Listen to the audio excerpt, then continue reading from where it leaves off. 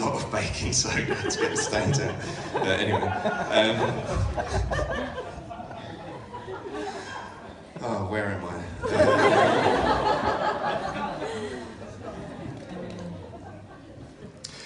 Okay, so obviously, as I mentioned, Steve was living virtually next door to us, and we'd always look forward to watching the North West Derby together. I'd say look forward, we also kind of dreaded it because coming out on the losing side was frankly unbearable.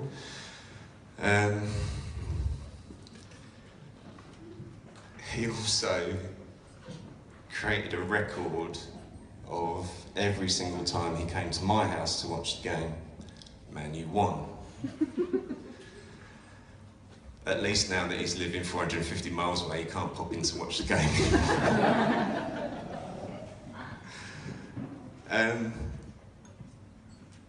Bill mentioned that house around the corner. It became a bit of a noose around Steve's neck.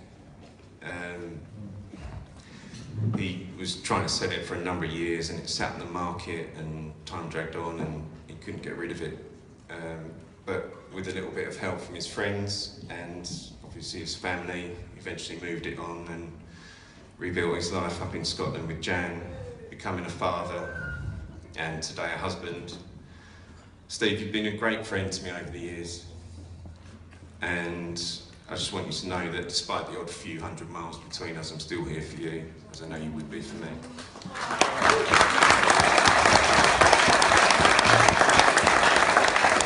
So I can ask you to raise a glass to friendship.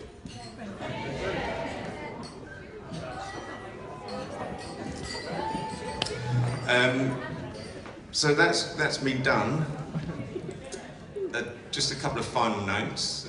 For those of you that heard my son, Charlie, shout out in the middle of the ceremony that he's hungry, I would just like to clarify that he has been well fed since.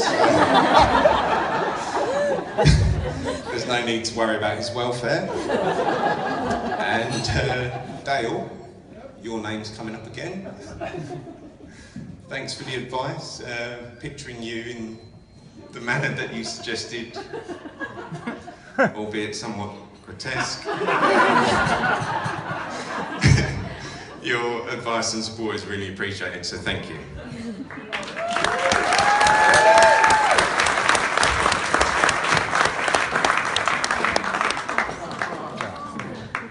So I'll hand over to Dean at this point. Thank you. So, last but not least, I'm here to cover off anything that these two haven't mentioned, and also give Steve the last little bit of abuse before we can eat, go off a few drinks, and then laugh at his dancing ability later on this evening. Lack of ability, yeah, I should have said.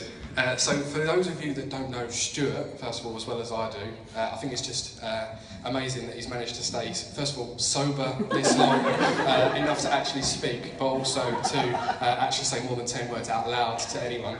So, nice work, Stu.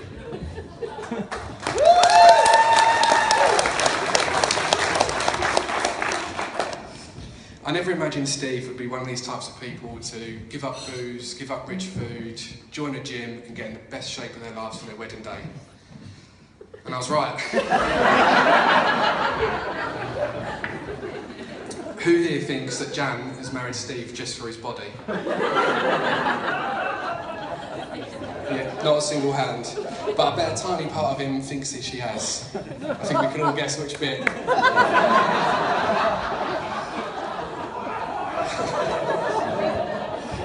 But seriously, Steve, you look absolute nuts today, and Jan as well, you look really beautiful, so well done.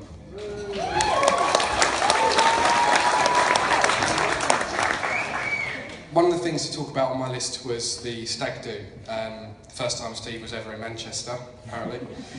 Usually this is the part where the groom gets really uncomfortable, sweats a little bit, gets a little bit nervous about all the mischief we're up to, but sorry to disappoint you all. We were all in bed both nights by 12 o'clock with nothing to report.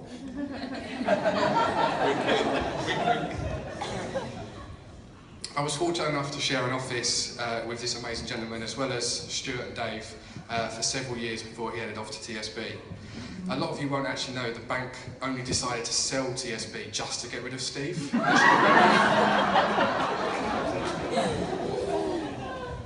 But honestly, every day working with him was a pleasure, from constantly annoying each other, by being told to shut up by other colleagues because we were making too much noise. It was never a dull moment and always a laugh. Our elastic band fights, although childish, were absolutely legendary. Nothing is more surprising than being shot in the face while on a teleconference call by an elastic band, only to look over at Steve giggling like a little girl in the other corner.